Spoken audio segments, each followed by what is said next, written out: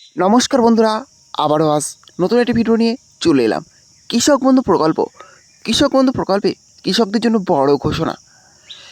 কৃষক বন্ধু প্রকল্পের টাকা পেতে হলে সিঙ্গেল ব্যাংক অ্যাকাউন্ট এবং আধার কার্ড থাকা বাধ্যতামূলক। যদি আপনার সিঙ্গেল ব্যাংক অ্যাকাউন্ট এবং আধার কার্ড না থাকে তাহলে আপনি টাকা পাবেন না। এই সিঙ্গেল ব্যাংক অ্যাকাউন্ট এবং আধার কার্ড কীভাবে সংযোগ করবেন, সেটাই আজকে ভিডিওর মাধ্যমে দেখতে পাবেন।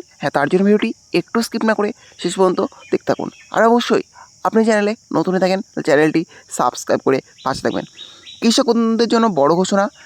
কৃষক বন্ধুদের টাকা পেতে হলে, কৃষক বন্ধু প্রকল্পের টাকা পেতে হলে অবশ্যই কৃষক বন্ধুর থাকা দরকার আধার কার্ড এবং সিঙ্গেল ব্যাংক অ্যাকাউন্ট।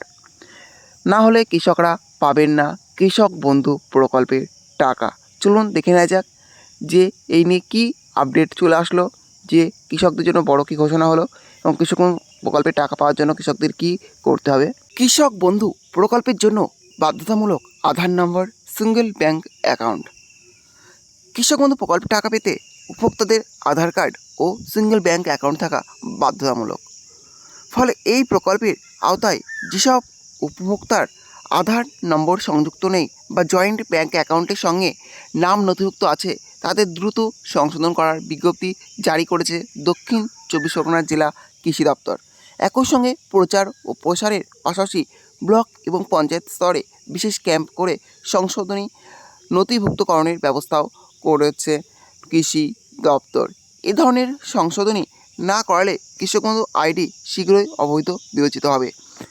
আগামী খরিফ মৌসুমে টাকা পেতে জটিলতার সম্মুখীন হবেন উপভোক্তারা। জেলা কৃষি দপ্তর সূত্রে খবর, দক্ষিণ চব্বিশ পরগনায় 8,35,000 উপভোক্তা কৃষক বন্ধু প্রকল্পের আওতায় রয়েছেন। যে সমস্ত কৃষক 1 একর বা তার বেশি জমিতে চাষ করেন তারা খরিফ ও রবি মৌসুমে মোট 10,000 টাকা পান। আর যাদের 1 একরের কম জমি রয়েছে তারা 2 কিস্তিতে 4,000 সহায়তা পান। এদের মধ্যে 1,06,900টি আইডিতে আধার আপডেট করা নেই, যার মধ্যে 25,000-এর মতো আধার নম্বর আপডেট হয়েছে।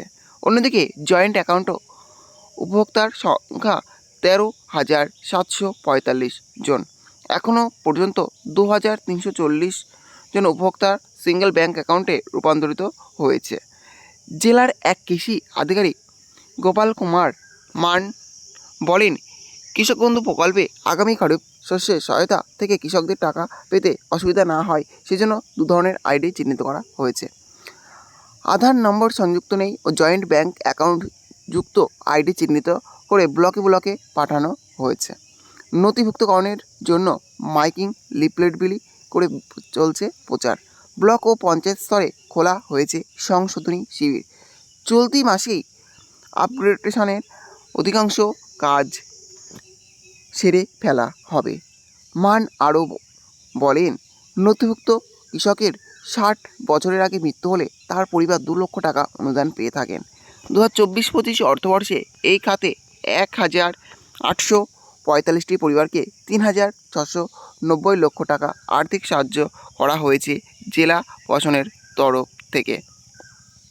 তাহলে বুঝতে পারলেন, কৃষক বন্ধু প্রকল্পের টাকা পেতে হলে, অর্থাৎ কৃষক বন্ধু প্রকল্পের 2025 সালের যে প্রথম কিস্তি খারিফ সিজনের টাকা, খারিফ কিস্তির টাকা পেতে হলে অবশ্যই যাদের জয়েন্ট ব্যাংক অ্যাকাউন্ট আছে তাদের কিন্তু সিঙ্গেল ব্যাংক অ্যাকাউন্ট দিতে হবে, নাহলে কিন্তু পাবেন না। আর আধার কার্ড অবশ্যই বাধ্যতামূলক, অর্থাৎ আধার কার্ড কিন্তু লিঙ্ক করতে হবে। যাদের আধার কার্ড এবং ব্যাংক অ্যাকাউন্ট জমা দেওয়া নেই তাদের কিন্তু অবশ্যই জমা দিতে হবে, অর্থাৎ আধার নম্বর এবং সিঙ্গেল ব্যাংক অ্যাকাউন্ট থাকা বাধ্যতামূলক। আধার কার্ড এবং সিঙ্গেল ব্যাংক অ্যাকাউন্ট না থাকলে আপনি 2025 সালের প্রথম কিস্তি খারিফ কিস্তির টাকা পাবেন না। আপনারা অতি দ্রুত এই কাজটি করে ফেলুন, না হলে কিন্তু আপনারা 2025 সালের প্রথম কিস্তি খারিফ কিস্তির টাকা থেকে বঞ্চিত হবেন। 2025 সালের প্রথম কিস্তি খারিফ কিস্তির টাকা পাবেন না। যাই হোক, এই ছিল আজকের আপডেট। ভিডিওটি ভালো লেগে থাকলে অবশ্যই লাইক, শেয়ার এবং কমেন্ট করবেন এবং এই ধরনের নতুন নতুন ভিডিও সরিয়ে পাওয়ার জন্য চ্যানেলটা অবশ্যই সাবস্ক্রাইব করে রাখবেন।